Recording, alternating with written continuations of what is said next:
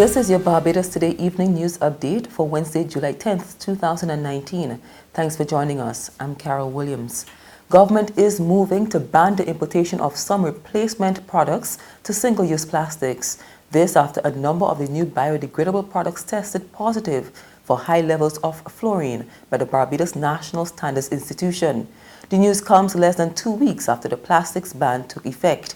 In making the announcement earlier today, Minister of Small Business, Entrepreneurship and Commerce, Dwight Sutherland, suggested that there is no need for public panic. He said ministry officials will meet on Friday to come up with a strategy to get rid of the products in question. And they'll also be setting standards for containers coming into the country. As Cross-Stream mentioned, the Caribbean Regional Organization for Quality and Standards, they are indeed developing a standard as it relates to the single-use biodegradable products. And I want to compliment Cross-Stream because we can't just say we're banning plastics and then our products, our substitute products, our replacement products, which is a better word, replacement biodegradable products, have high level of chlorine and can in effect pose the same danger as the single-use plastics.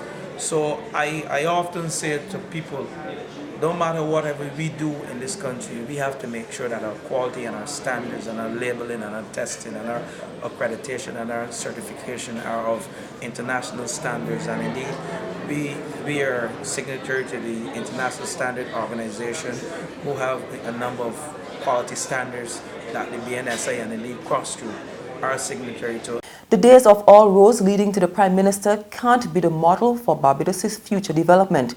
The declaration from the country's leader, PM Mottley, today at the media launch of the Thorne Commission on Local Governance. Under the system, around 20 people's assemblies will be established across the country. Officials insist it won't be done along party lines. I am prepared to accept that for Barbados to develop, that we need to empower our people. We need to include our people. We need to create the platforms for participation. That does not mean that a government doesn't govern, because at the end of the day, an executive is called the executive because it is required to execute. It is required to take decisions. But taking decisions in a vacuum, without consultation, without caring, without sensitivity to our realities, is not the model of development that we want to pursue. Equally, failing to take decisions and failing to lead is too far east going west. So that we have to be able to bring balance, but we have to be able to do so in a manner that reflects the values that we want in order to allow for the best precepts of development. Minister of People Empowerment Cynthia Ford is assuring that the assemblies, which are similar to local governments of the past, isn't just talk. She says it'll help transform governance in the country. The proposal to create the assemblies was premised on the view that the reason for the collective difficulties being experienced by Barbadians was a weak and deficient institutional structure that did not facilitate our intervention in our national and local governance affairs. Therefore, in order to avoid the pitfalls of the past and to respond to the previous challenges, we purposed to respect the importance of continuous dialogue with our communities.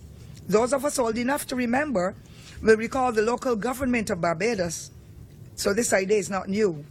I wish to assure you that on this occasion, at the launch of the People's Assemblies, our citizens' voices will be more powerful than ever before.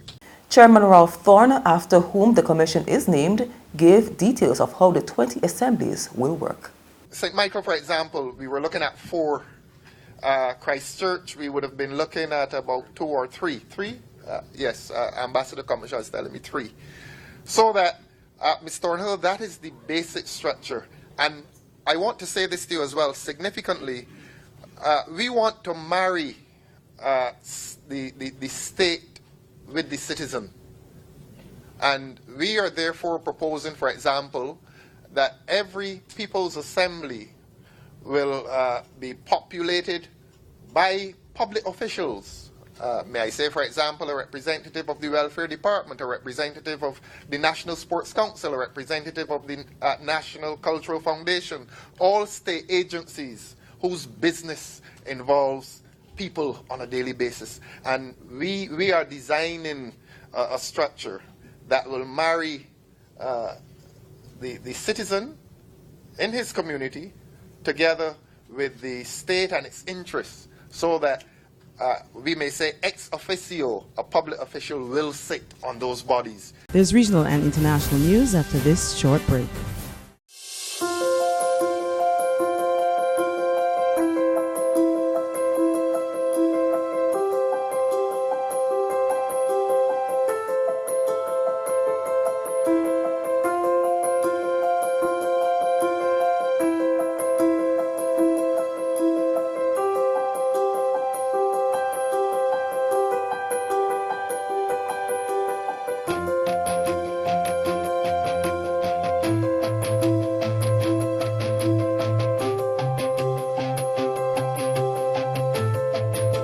Barbados Today, news you can trust. In the region, the St. Lucia Labour Party has asked the Governor General to revoke the appointment of members of the Teaching and Public Service Commissions. The party is insisting that the opposition leader wasn't consulted prior to the appointments, in contravention of the Constitution. If nothing is done, they're threatening to take the matter to court. More from HGS News Force. The opposition threatens to take matters to the High Court if what it calls the unlawful and void appointments are not revoked. The leader of the opposition urged the Governor General to revoke the appointments of the members of the Public Service Commission and the Teaching Service Commission at the soonest, and ensure the reappointment of new members in accordance with the requirements of the Constitution.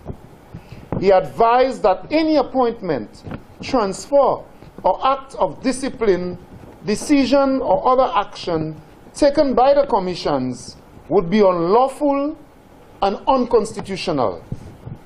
The leader of the opposition warned that if the appointments are not revoked within 21 days, then he would have no other choice but to approach the High Court for declarations that the appointments to the Public Service Commission and the Teaching Service Commission, which were gazetted on June 17, 2019, are unlawful, void, unconstitutional, and of no effect. And finally, top French diplomats today met with Iran's president in a bid to save the landmark 2015 nuclear deal and ease tensions between Tehran and Washington.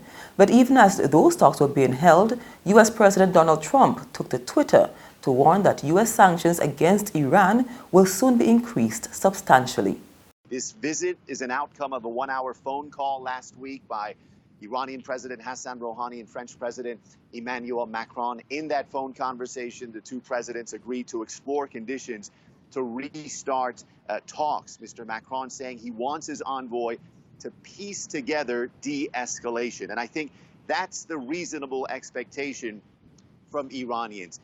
Can France come in and de-escalate matters between Tehran and Washington? Because certainly they've been escalating, with Iran now breaching two of the agreements within the nuclear deal. France seemingly stepping in to see if they can change anything. They've set July 15th, next Monday, as a deadline to see if they can get something done. We'll see what happens in the coming days. That's news, but for the very latest, visit our website at www.barbadostoday.bb.